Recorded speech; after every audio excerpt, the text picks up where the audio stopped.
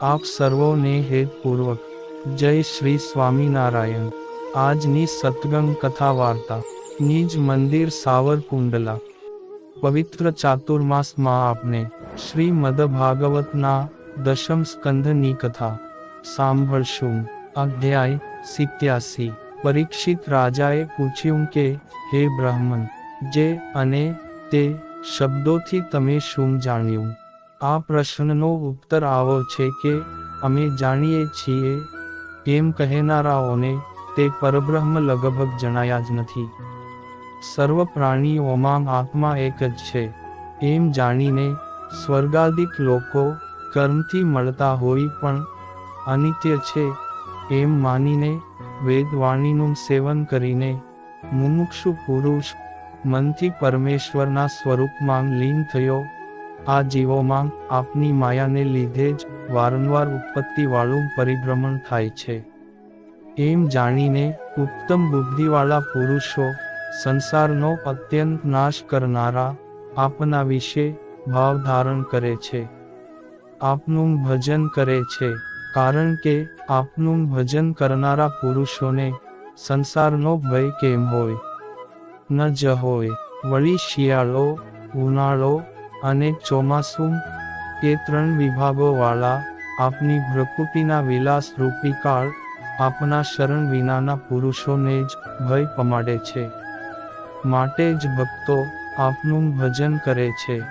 હે અજન્મા દેવ, ઇન્દ્રિયો અને પ્રાણવાયુ એ બંનેને જેઓએ જીત્યાં હોય એવા યોગીઓએ પણ વશ ન કરેલા મનરૂપી અતિ ચપળ ઘોડાને જેઓ ગુરુના ચરણનો આશ્રય નહીં કરી વશ કરવા પ્રયત્ન કરે છે તેઓ પોતે કરેલા ઉપાયોમાં જ કલેશ પામે છે, વ્યર્થ પરિશ્રમ કરીને કંટાળે છે। જેમ કે ખલાસીઓનો આશ્રય નહીં કરનારા વેપારીઓ જેમ સમુદ્રમાં સેંકડો સંકટોમાં સપડાય છે તેમ આ સંસાર સમુદ્રમાં દુઃખ પામે છે।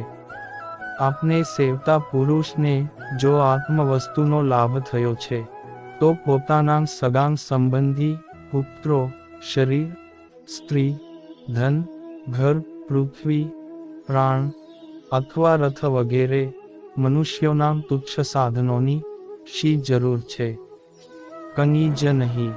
આ સત્ય વસ્તુ નહીં જાણતા અને તેથી જ સ્ત્રી સાથે રહીને માયિક સુખ માટે પ્રવૃત્તિ કરતા પુરુષોને સ્વતઃ જ નાશવંત અને નિસાર આ સંસાર માંગથી, સગાં સંબંધીઓ વગેરે માંગથી કયો પદાર્થ સુખકારક છે?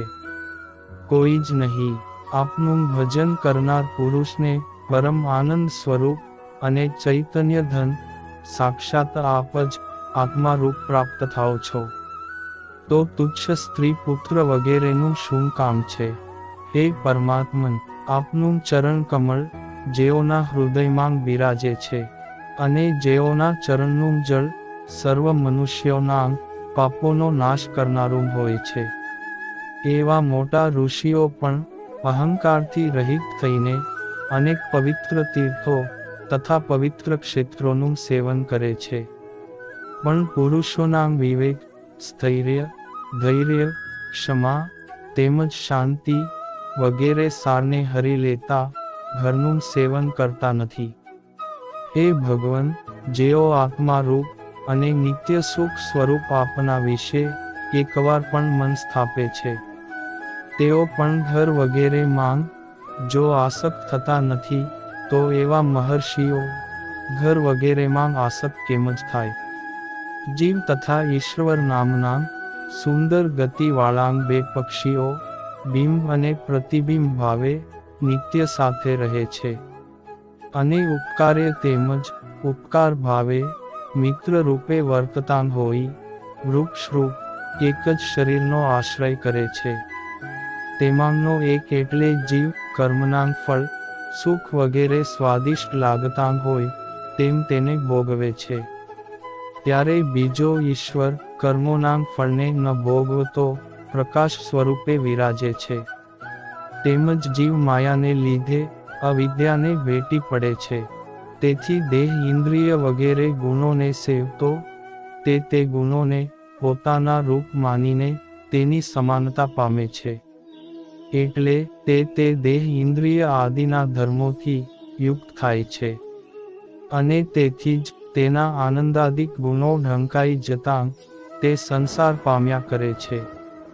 જેઓ ભગવાનને ભજે છે તેઓ સંસાર તરે છે, અને જેઓ ભગવાનને ભજતા નથી તેઓ સંસારને પામ્યા કરે છે.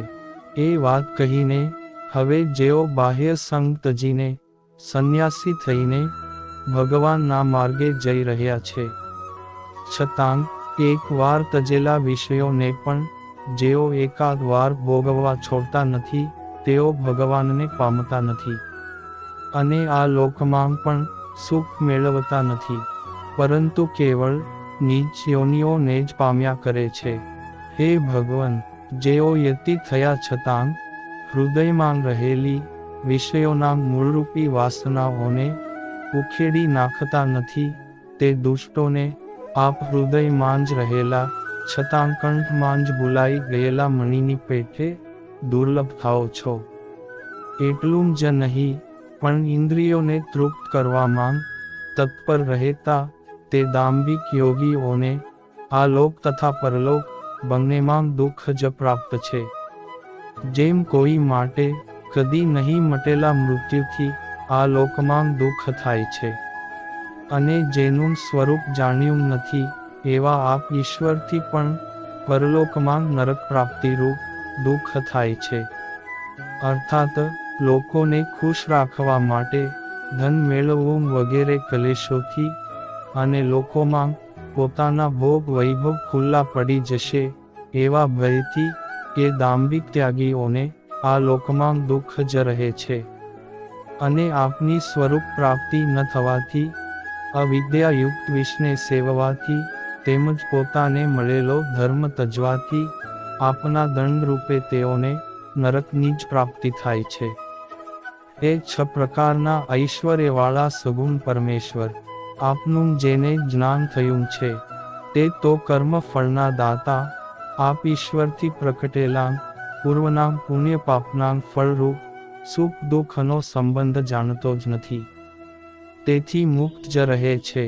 અને તે અવસ્થામાં દેહાભિમાનીઓને પ્રવૃત્તિ કરાવતી વિધિ નિષેધ રૂપ વાણી પણ નથી જાણતો. અર્થાત દેહાભિમાન ગયેલું હોવાથી કાર્ય અકાર્યનું તેને જ્ઞાન જ હોતું નથી. તેથી વિધિ નિષેધ રૂપ વેદવાણી તેને પ્રેરણા કરી શકતી નથી, એ યોગ્ય જ છે. કારણ કે પ્રત્યેક યુગમાં ઉપદેશ પરંપરાએ એટલે કે સજ્જનોના સંપ્રદાય પ્રમાણે જ મનુષ્યોએ નિરંતર શ્રવણ કરીને ચિત્તમાં આપને સ્થાપ્યા છે, તેઓને તો આપ જ મોક્ષગતિ રૂપ થાઓ છો. અર્થાત તેઓ તત્વજ્ઞાની છે, તેઓને કર્મનો અધિકાર હોય તેવી શંકા જ ઉદ્ભવતી નથી. અને જેઓ નિરંતર આપની કથા સાંભળવી વગેરેમાં શ્રદ્ધાવાળા છે, તેઓ પણ આપના ચરણમાં પહોંચી જ ગયા છે.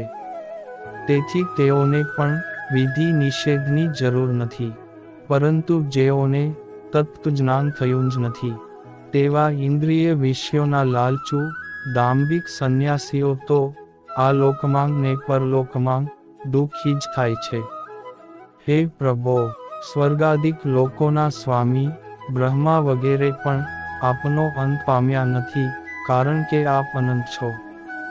જે કોઈ અંત વાળી વસ્તુ છે તે આપ નથી.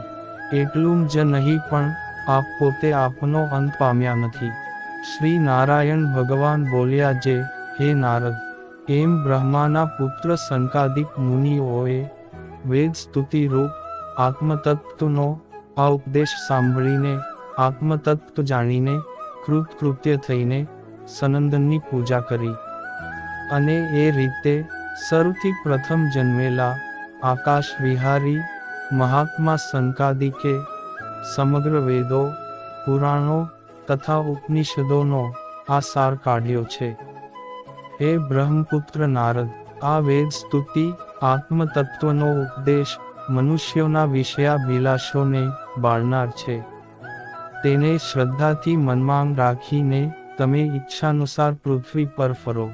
શ્રી શુકદેવજી બોલ્યા કે, હે રાજન, એમ નારાયણ ઋષિએ ઉપદેશેલો આત્મતત્વોપદેશ શ્રદ્ધાથી ગ્રહણ કરીને આત્મ સાક્ષાત્કાર પામીને કૃતકૃત્ય થયેલા નૈષ્ઠિક મુનિ નારદ સાંભળેલો અર્થ મનમાં ધારણ કરતાં બોલ્યા, જે તે નિર્મળ કીર્તિવાળા શ્રીકૃષ્ણ ભગવાનને મારા નમસ્કાર હો, જે ભગવાન સર્વ પ્રાણીઓના મોક્ષ માટે ઉત્તમ અવતારો લે છે. એમ કહીને આદિ ઋષિ એવા ભગવાન નારાયણને તથા તેમના મહાત્મા શિષ્યોને નમસ્કાર કરીને નારદજી મારા સાક્ષાત પિતા વેદવ્યાસના આશ્રમમાં ગયા. ત્યાં ભગવાન વેદવ્યાસે તેમનો સત્કાર કર્યો. એટલે આસન સ્વીકારીને નારદજીએ નારાયણના મુખથી સાંભળેલું આત્મરહસ્ય તેમની આગળ વર્ણવ્યું. હે રાજન, તમે મને પ્રશ્ન કર્યો હતો કે અનિર્દેશ્ય અને નિર્ગુણ છતાં બ્રહ્મને શ્રુતિઓ કેવી રીતે વર્ણવે છે. તેના ઉત્તરમાં મેં તમારી પાસે વર્ણન કર્યું કે જે રીતે અનિર્દેશ્ય અને નિર્ગુણ બ્રહ્મમાં પણ મન વર્તે છે, તે રીતે શ્રુતિઓ પણ વર્ણવે છે. જે ભગવાન પોતાના સ્વસ્વરૂપમાં લય પામનારા જીવોને બધા પુરુષાર્થોથી સિદ્ધિ થાય તે માટે આ જગતની સૃષ્ટિ, સ્થિતિ, પ્રલય વગેરેનો વિચાર કરે છે. અને તેને વિચારીને આ જગતની ઉત્પત્તિ, સ્થિતિ અને નાશરૂપ કર્મમાં વર્તે છે. જે પ્રકૃતિ તથા પુરુષના નિયંતા છે, જે જગત સર્જીને જીવની સાથે તેમાં પ્રવેશેલા છે, અને જીવના ભોગ સ્થાનરૂપ સર્વ શરીરો બનાવીને જીવને ભોગો આપતા તે શરીરોનું પાલન કરે છે. જેમને શરણે જઈને તેમના ચરણમાં દંડવત પ્રણામ કરનારો જીવ જેમ સૂતેલો પુરુષ શરીર તજે છે, તેમ કાર્ય કારણરૂપ અવિદ્યાને તજે છે. જે ભય દૂર કરનારા છે, તે અખંડિત સ્વરૂપમાં રહીને મૂળ કારણ માયાનો તિરસ્કાર કરનારા, પોતાને સ્પર્શ પણ ન થવા દેતા શ્રી હરિનું નિત્ય ધ્યાન કરવું જોઈએ. ઇતિ શ્રીમદ ભાગવત મહાપુરાણના દશમ સ્કંધને વિશે 87મો અધ્યાય સમાપ્ત. અને હવે પછીની કથા વાર્તા આપને આગળના ભાગમાં સાંભળશું. અત્યારે આપ સર્વોને ભાવથી જય શ્રી સ્વામિનારાયણ.